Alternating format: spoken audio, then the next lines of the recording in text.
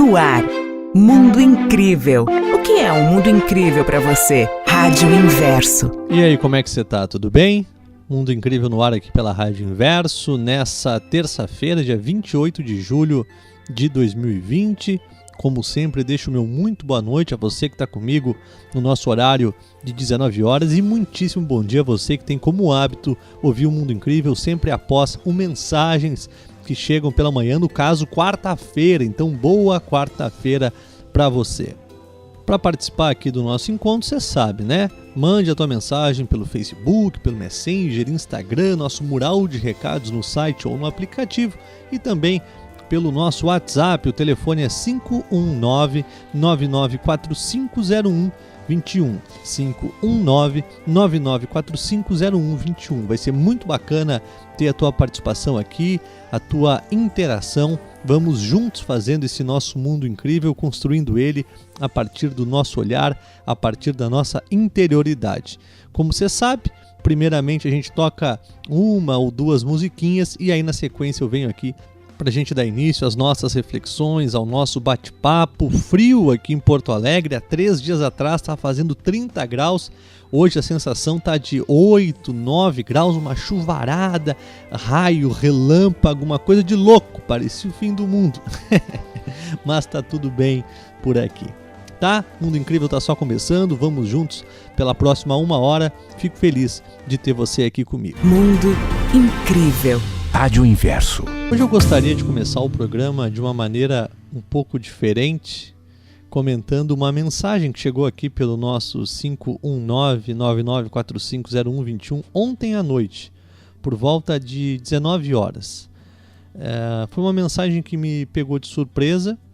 É um dos quietinhos, a gente fala aqui seguidamente, né, que tem muita gente que escuta o programa e não manda mensagem, a minoria manda mensagem, interage.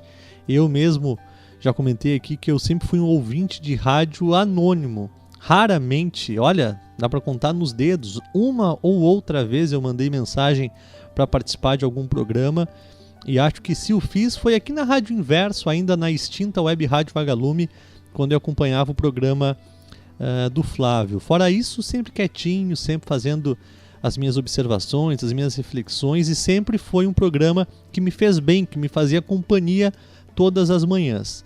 Pois bem, dito isso, a gente que está aqui do outro lado do microfone, gravando, conversando contigo à distância, a gente não sabe quem é que está ouvindo, a gente não sabe qual o momento de vida, a gente não sabe como é que chegou na rádio, qual é a perspectiva, qual é a expectativa em relação aos nossos encontros, o que está passando, o que passou, quais os sonhos, quais os medos, quantos anos tem, a gente não sabe nada. A gente entra no ar e faz o nosso programa, a gente se divide, acho que até pela maneira que a Rádio Inverso se coloca, é uma coisa muito informal, muito humanizada. A gente liga o microfone aqui, e eu falo por mim, sei que com o Flávio também, e divide a nossa vida, conta as nossas histórias, e assim a gente vai indo, sem uma pauta, sem um roteiro pré-determinado. E a gente não tem noção, por mais que tente mensurar o impacto que pode ter uma mensagem ou outra, um programa ou outro, o que pode causar na vida das pessoas, tanto para bem quanto para mal.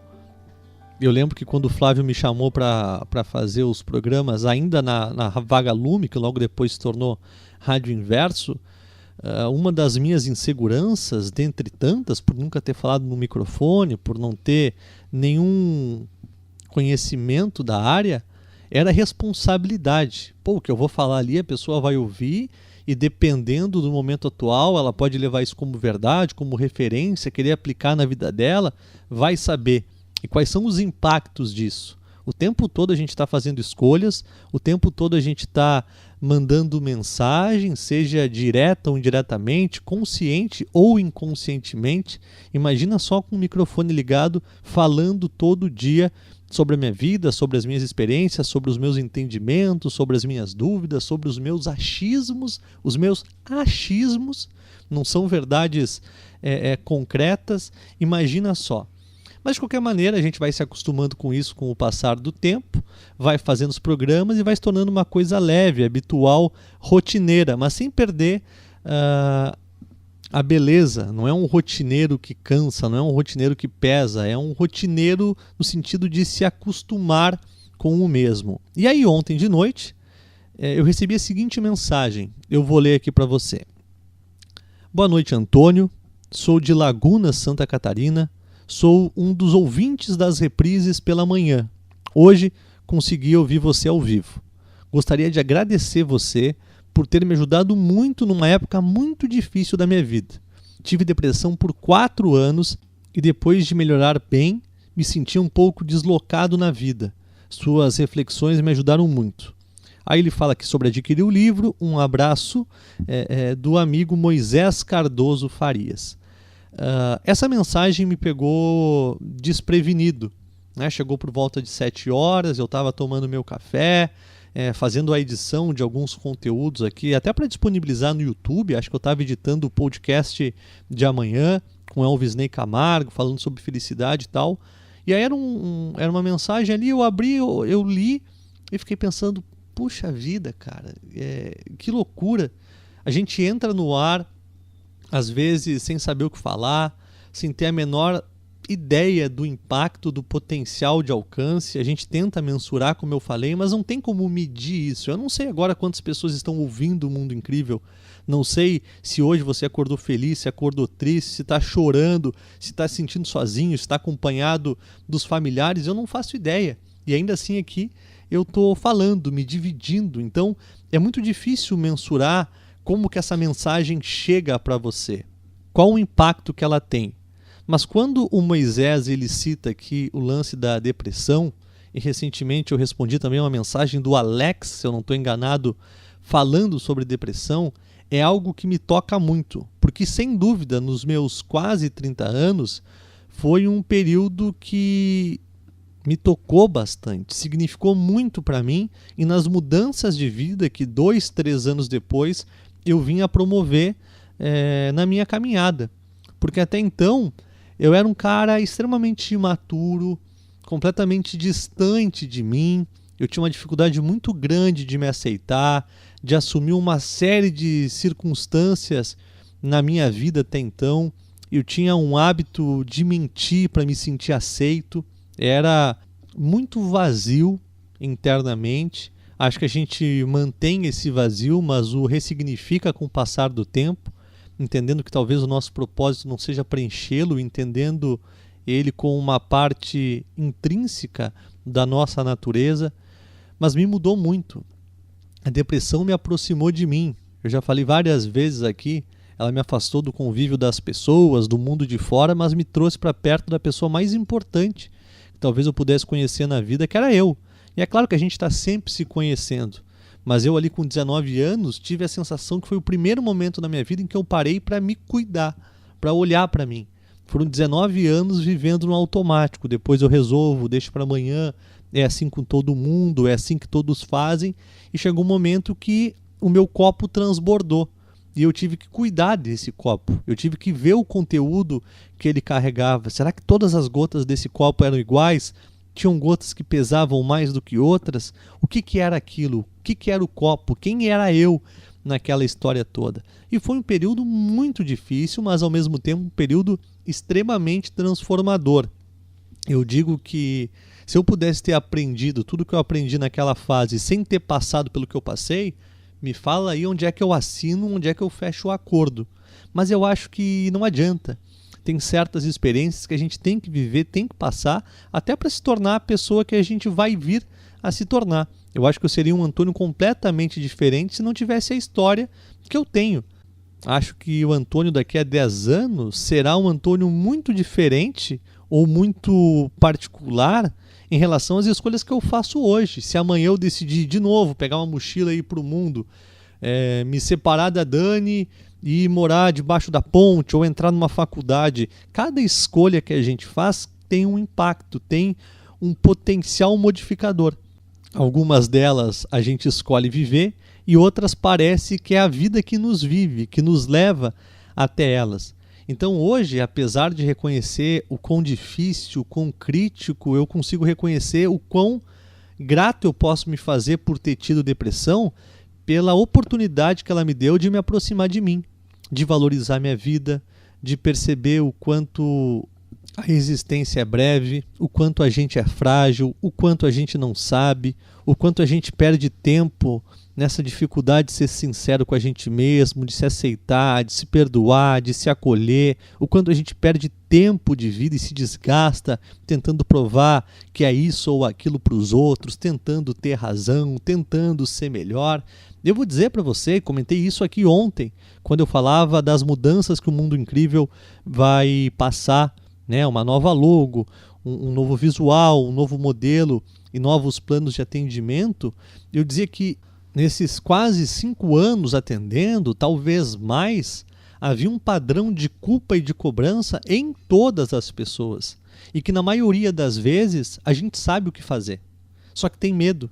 Medo de encarar as nossas verdades. Medo de não ser aceito, medo de ser criticado, medo de lá na frente não dar certo, porque a gente não consegue aceitar, internalizar a ideia de que está sempre dando certo, mesmo que não saia como a gente quer. E aí ver o relato do Moisés aqui me deixou muito emocionado, porque eu acho que é, de alguma forma, o combustível, o pagamento para a gente fazer o que faz. A gente não está ganhando dinheiro para estar fazendo o Mensagens ou o Mundo Incrível, a gente não tem patrocinador, a gente não tem pauta, a gente está sendo a gente. E saber que, de alguma forma, a nossa história, a nossa vida, a nossa voz aqui, e claro, a tua voz somada com a nossa, está impactando, está tocando, mesmo que minimamente a vida de alguém, pô, isso enche o coração de alegria.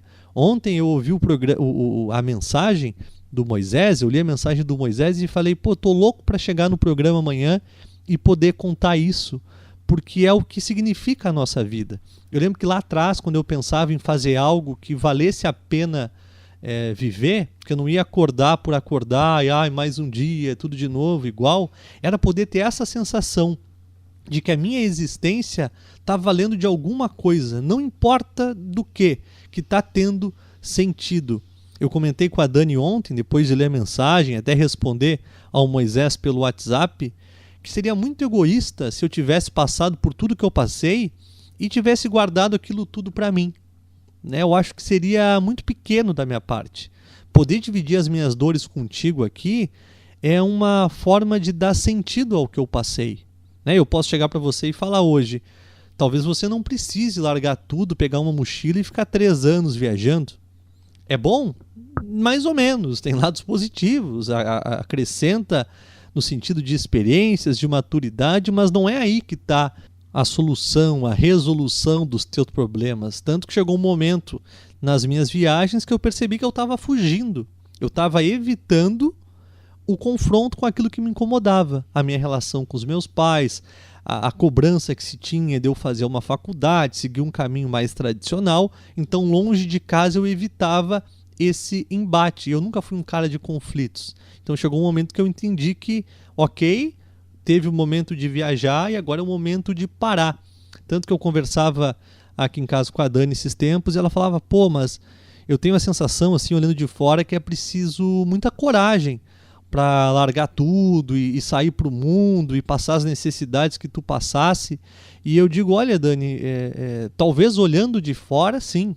Talvez olhando de fora as pessoas possam pensar, nossa, que legal, como eu queria fazer isso. Só que não. Eu não tomei essa atitude de largar a faculdade, namoro, trabalho e ir para o mundo porque eu queria tirar uma selfie no monte tal, eu queria mostrar no Facebook que eu estava viajando. Não. Eu era um cara em completa agonia, infeliz, sedento por vida, sedento por sentido, sedento por encontrar o meu lugar no mundo e saber que eu não estava completamente perdido nesse ambiente tão hostil que às vezes o mundo se faz. Não era uma questão de querer, eu precisava. E comentei com ela, acho que o único momento de coragem que a gente pode colocar nessa história, claro que deve ter tido outros, mas o maior momento de coragem nessa história não foi decidir largar as coisas e pegar a mochila e sair. O momento de coragem foi um instante em que eu fui sincero, em que eu cheguei e falei, cara, minha vida tá uma merda. Eu sou um cara completamente feliz, eu não gosto desse trabalho, eu não sou feliz nessa relação, eu não sinto o necessário para manter um relacionamento, um namoro. Eu estava quase morando junto naquela época. Eu não aguento mais ficar saindo no final de semana e enchendo a cara, simulando uma felicidade aqui que não é real. Eu já estou vendo que não é real. Eu não consigo e não posso continuar me enganando. Eu tenho uma vida toda pela frente e eu preciso viver. Ah, mas isso não é viver? Todos os jovens fazem isso? Pode ser. Talvez lá na frente eu me arrependa. Meus amigos estavam acabando a faculdade, assim como eu estava acabando a faculdade naquela época, fazendo concurso. Alguns deles hoje já construiu a sua própria casa com 2 pisos, tem 2 carros, estão investindo na bolsa. Beleza. Eu não invejo de maneira alguma esses caminhos e espero que eles também não invejem o meu de maneira alguma. Eu sabia, ou ao menos conseguia medir naquele momento, que eu estava saindo por um caminho muito menos seguro, muito menos estável, muito menos plausível no sentido de mensuração de resultado. Eu estava saindo para seguir meu coração, né, para entender o mundo, para olhar para o céu, para entender o que a gente estava fazendo aqui, qual que era o propósito da vida, se a gente era um espírito encarnado no corpo, quem era eu, era meu pensamento, era o silêncio por trás da voz mental. Então era uma viagem completamente diferente. Eu não tenho hoje minha casa de 2 pisos, acabei de quitar minha motinho, e você vai perguntar para mim, pô, Antônio, você não se preocupa com o futuro, não gostaria de ganhar mais? Olha, às vezes sim. Às vezes sim. Pô, gostaria, sei lá, para viajar na Europa.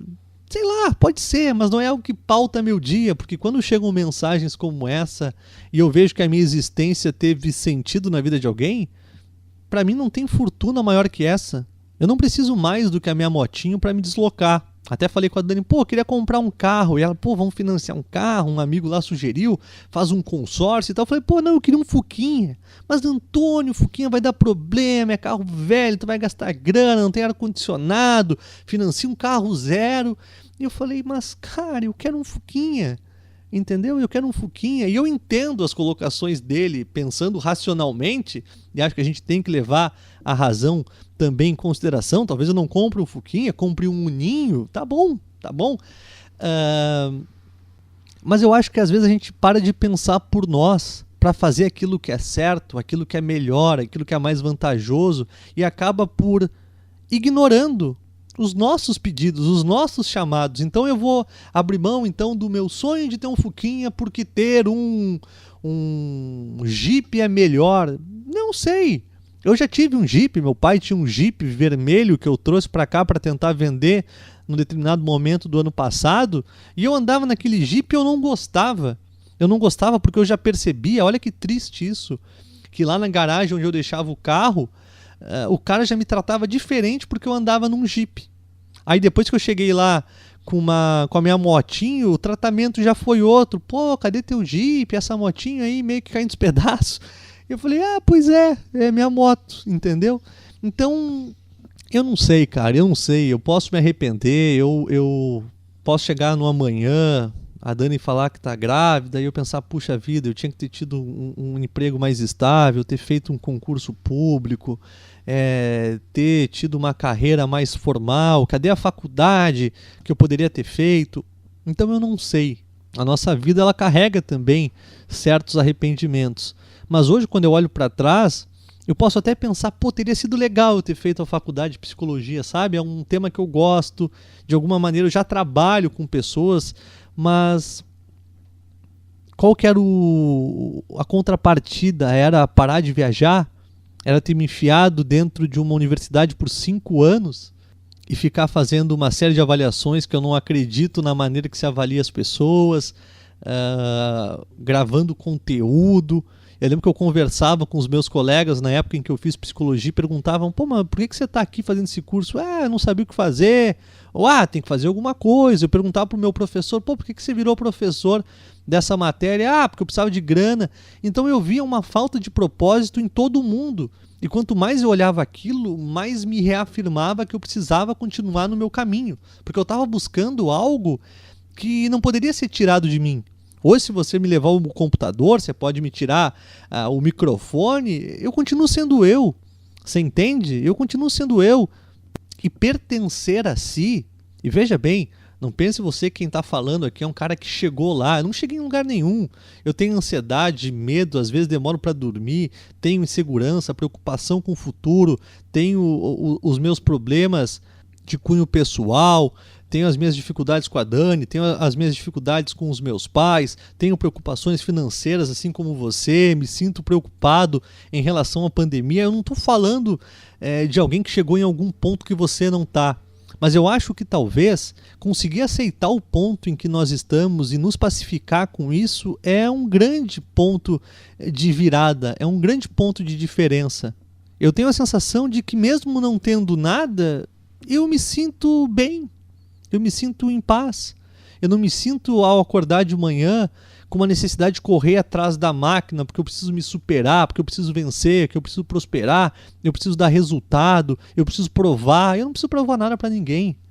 Quem passou por uma depressão, por exemplo, sabe, né, que não tem provação maior que essa. Eu acho que só de eu ter lutado pela minha vida naquela época, eu já sou um vencedor. E você também. Quanta e quanta dificuldade você já não passou? Quanto sofrimento você já não administra sozinho? Quanta dor você esconde? Quanto choro embaixo do chuveiro? Você precisa de mais vitória do que essas? Eu acho que nos ensinaram a nos subvalorizar e a gente acreditou. A gente acreditou. A gente acreditou que a gente é pouco, a gente acreditou que a gente é feio, a gente acreditou que a gente não é bom o suficiente, que a gente nunca vai ser o bastante, e a gente se perdeu da gente. E aí, por acreditar em tudo isso, ao invés de se aceitar, de se amar, de se acolher, de se aproximar, de parar de correr tanto, a gente corre mais e perde energia. E ao invés de descansar, toma um energético. Ao invés de tentar dormir um pouco mais, se permitir dormir até as 9, sei lá, se teu horário permite, você acorda às 6, porque você tem que ser alto rendimento, tem que postar no Instagram ali o testemunho para legitimar que você está trabalhando, que você é esforçado, você faz várias reuniões. Cara, para quem? Para quem? E aí por dentro você está vazio, está um caco, está um zumbi. Não adianta, velho. Eu acho que enquanto a gente não for capaz de se amar, de se acolher, de se aceitar, de se valorizar, de se colocar para cima, de fazer as pazes com os nossos pensamentos, de perdoar o outro e também a si mesmo, porque olha, perdoar a si mesmo não é fácil. A gente tem uma tendência a olhar para trás e pensar, pô, mas se eu tivesse feito diferente ia mudar tudo, minha vida seria outra. Cara, se você pudesse ter feito diferente lá atrás, você teria feito e ponto final. Se resolva com o teu passado. Eu sei que não é simples assim, mas também acho que não é o Ho'oponopono. Vou fazer o Ho'oponopono 3 vezes por dia aqui por 1 ano. Eu fiz isso e não adianta em nada. Eu queria perdoar meu pai pela relação que a gente teve na infância, pela educação rígida que ele fazia, por toda a chantagem emocional, pela violência física. Eu sempre achei muito injusto aquele tratamento. Eu era uma criança muito como eu sou hoje, né? A gente se torna um adulto, mas a criança cresce. E eu achava muito injusto, muito desleal. Eu acho que ele descontava em mim toda a infelicidade dele. E eu nunca entendia muito bem da onde vinha aquela raiva, aquela ira, era uma coisa desproporcional. Então eu sabia que eu tinha que curar meu pai em mim. Eu sei que eu tinha que curar eu sabia que tinha que curar as nossas relações. Então eu fui lá no Ho'oponopono, eu vou perdoar, eu perdoo meu pai, eu agradeço, porque eu também sou grato. Acho que meu pai me acrescentou um monte de coisa, um monte de bagagem positiva que eu trago para minha vida, mas eu tinha que curar essa parte daquela criança ferida, com sentimento de injustiça. Então, Ho'oponopono nele, eu sinto muito, eu te agradeço, sou grato, tal. E não é assim. O perdão não é uma técnica, o perdão não é uma fórmula. É claro que a gente aplicar pensamentos positivos, ressignificar o que foi, ajuda. Mas o perdão ele começa com uma intenção, e ele se cura e se fortalece com o tempo. Então é preciso a gente entender isso, que não tem uma técnica, uma fórmula, uma receita. Então hoje eu vou perdoar todo mundo. Não. Pedir desculpa é uma parte só do perdão. E o perdão que você deve a si mesmo. E essa culpa que você carrega que não sabe nem de onde vem, mas que te atormenta. Por que você não para contigo, cara? Se tiver que chorar uma tarde toda, chora. Mas fica contigo, se valoriza, se coloca para cima. E não porque você é melhor do que alguém, então vou me botar pra cima, hoje ninguém me para. Não. Te coloca pra cima em silêncio, ninguém precisa saber disso. Você não precisa de curtida, de like, de compartilhamento. Não precisa. Você precisa de você. Imagina o que seria do mundo hoje com tantas pessoas aparentemente bem resolvidas se caísse a internet e a rede social. Eu queria ver essas pessoas conversando, dialogando, tentando se afirmar a todo custo, falando mais alto, tentando comprovar. Para quê? Onde é que está a verdade aí? Eu acho que quando a gente se aceita, a gente se acolhe, a gente se perdoa, a gente se permite, a gente vai ficando mais maduro também, mais seletivo, mais crítico. A gente começa a enxergar o mundo de uma outra forma porque a gente mudou do lado de dentro. Suportar as dores da vida que chegam para mim e para você a todo momento, todas as ansiedades, todos os receios, todas as inseguranças, os nossos não saber, é suficiente, é vitória suficiente. Você está vivo, cara, você não precisa mais que isso, não precisa vencer mais que isso, está tudo bem ser você, está tudo bem ser como você é, está tudo bem estar onde você está. Você é o suficiente. E se alguém te disser o contrário, não briga, não discute, acolha. Porque alguém que é capaz de falar para você que você não é o suficiente, certamente é alguém que não fez esse exercício empático de acolhimento consigo mesmo. Tá? Vamos de música, já já eu volto aqui para mais Mundo Incrível na Rádio Inverso, porque a vida tem muitos sentidos. Rádio Inverso, Mundo Incrível. Ainda dando espaço aqui para nossa interatividade, reforço o convite para que você participe também, mande a tua mensagem, conte a tua história aqui no nosso programa. A Deise Aur mandou um texto aqui que eu achei bem bacana e acho que tem um pouco a ver com as coisas que a gente falou agora há pouco, então eu vou compartilhar contigo, tá? Começa assim, ó. Acalme-se. Tudo está programado e previsto. No seu verdadeiro tempo, o véu será descortinado e você verá e reconhecerá. Enquanto isso não ocorre, viva mais leve. Deixe de querer chegar. Domine sua ansiedade e sua angústia. Medite. Faça assim, mas sem expectativas. Deixe de pressionar-se e pressionar os outros.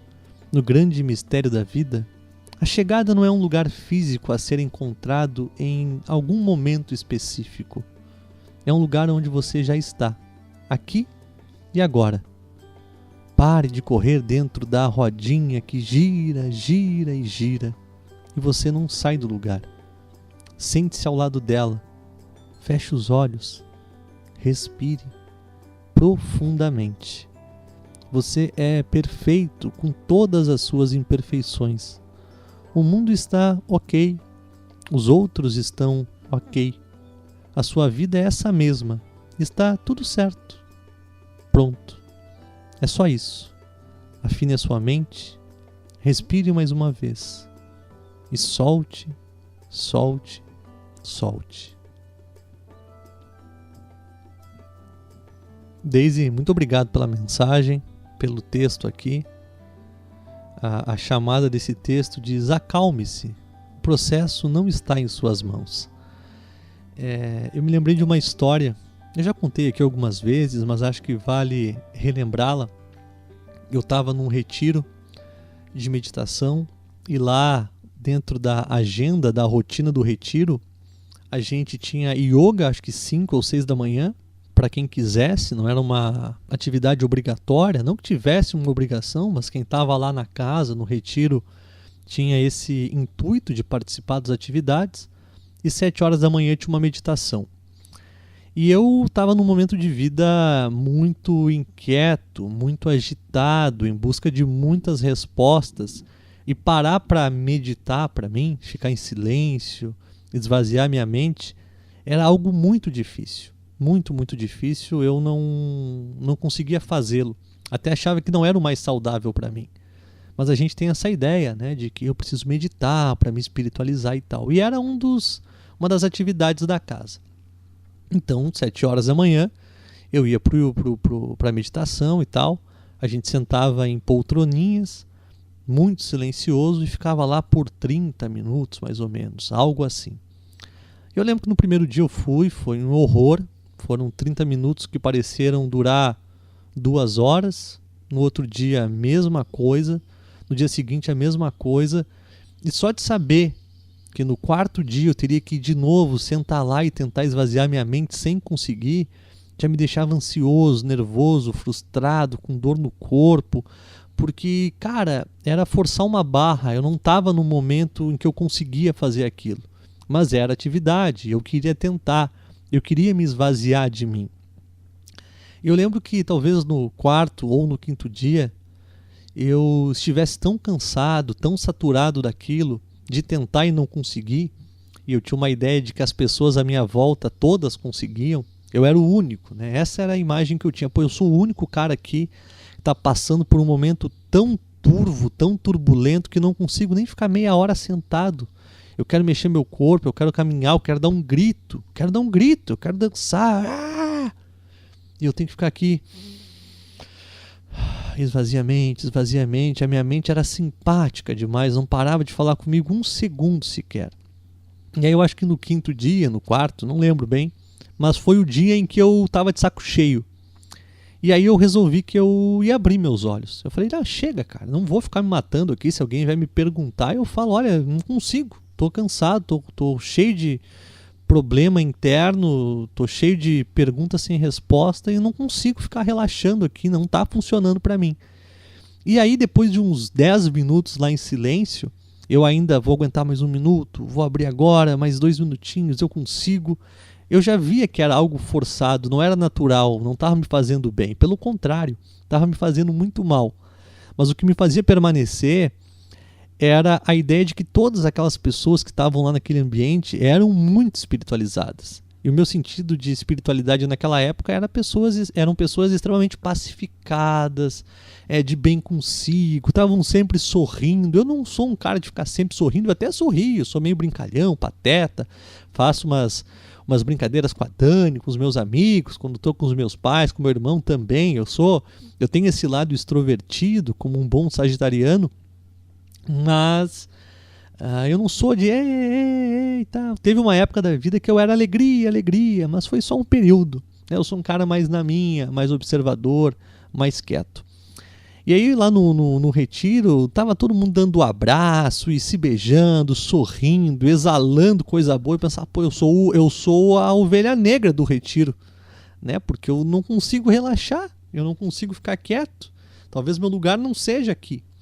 E aí eu lembro que nesse dia eu falei, não, quer saber, eu vou abrir os olhos. Chega, vou abrir.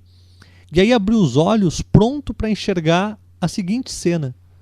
Todo mundo em profundo estado de meditação, praticamente saindo do corpo, encontrando com Buda no telhado, e eu de olho aberto ali, coçando o pé e a cabeça e me alongando. Abri os olhos, preparado para ficar 15 minutos em silêncio sozinho. Foi a primeira vez em todo aquele período que eu abri os olhos no meio da meditação. E, cara, percebi que mais da metade da galera que estava ali já estava de olho aberto. Não estava conversando, mas estava se alongando, dava para ver que os pensamentos eram tão agitados quanto os meus.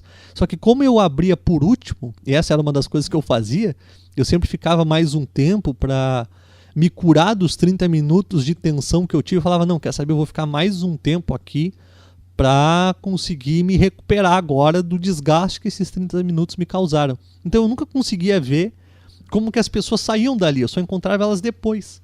E aí eu naquele dia, ao abrir os olhos, percebi que estava todo mundo, ou a maioria das pessoas, de olho aberto. Acho que dava para contar, tinha 5, 6 pessoas que ainda estavam ali num estado de meditação, mas não era um estado mergulhado no silêncio do ser, do eu superior, não.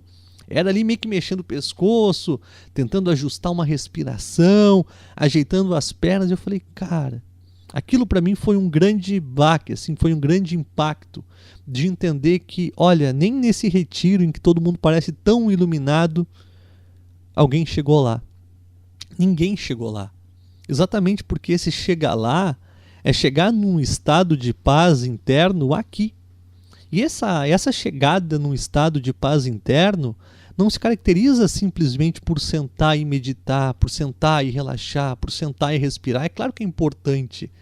É também de você fazer entendimentos mentais da tua vida, de percepções externas, de que está tudo bem, Tá tudo bem não saber, tá tudo bem ter dúvida, tá tudo bem ter medo, tá tudo bem não estar pronto. Ninguém está pronto, mesmo que olhando de fora possa aparentar.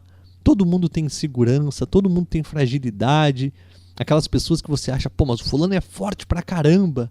Mas se a gente fosse olhar um desenho, fazer uma metáfora dessa força, pode ser alguém extremamente exausto, porque carrega muito peso, carrega muita armadura. É o escudo, é a espada, é colete de não sei o quê. Esse cara não consegue se livrar disso, porque ele é muito forte, ele é muito seguro de si, ele não consegue se despir, ele não consegue ficar sozinho. Olha como o fulano ele é animado, ele está sempre para cima, sempre fazendo brincadeira. Mas olha só, o fulano não consegue ficar sozinho também. Ele fica sozinho, tem crise de ansiedade, não dorme de noite. Ele bebe uma garrafa de vinho todo dia, porque vinho faz bem. Mas tira a garrafa de vinho dele, vê como é que ele fica. Você está entendendo? E a gente vai percebendo que está todo mundo numa mesma barca, num mesmo caminho, que é um caminho humano, né? Que é um caminho humano de construção, desconstrução, fragilidade, ambiguidade, de estar em paz hoje, sem motivo aparente, amanhã com tudo para estar bem, não estar se sentindo tão legal assim. Faz parte. Mas eu acho que, como diz o texto aqui que a Deise compartilhou, sair um pouco desse ciclo e desse fluxo desenfreado de busca, de mais e mais, pode ajudar. Pode ajudar. Perceber que você não precisa de muito mais do que você tem. Você já é o suficiente. A gente já é o suficiente. E para reverberar, corroborar com o que eu falei, a gente vai ouvir uma música agora, e aí eu já volto só para me despedir de você, que fala mais ou menos isso, tá? Vamos de música e eu já volto para a gente se despedir aqui. Rádio Inverso, mundo incrível. Bonita canção, né? É da banda Reverb, é uma dupla, um músico e um poeta que se juntaram para musicalizar poemas. Se você achou bacana, é só colocar lá no YouTube, tem vários conteúdos bacanas do Reverb. A você eu deixo aqui o meu muito obrigado pela presença, pela oportunidade de caminhar ao teu lado. Espero que esse encontro tenha te feito bem. Lembrando que semana que vem tem novidade na área em relação ao Mundo Incrível, o nosso site volta ao ar, os atendimentos também serão retomados. Como eu disse no programa que foi ao ar ontem, não atenderei um grande número de pessoas, vou ser bem seletivo quanto a isso.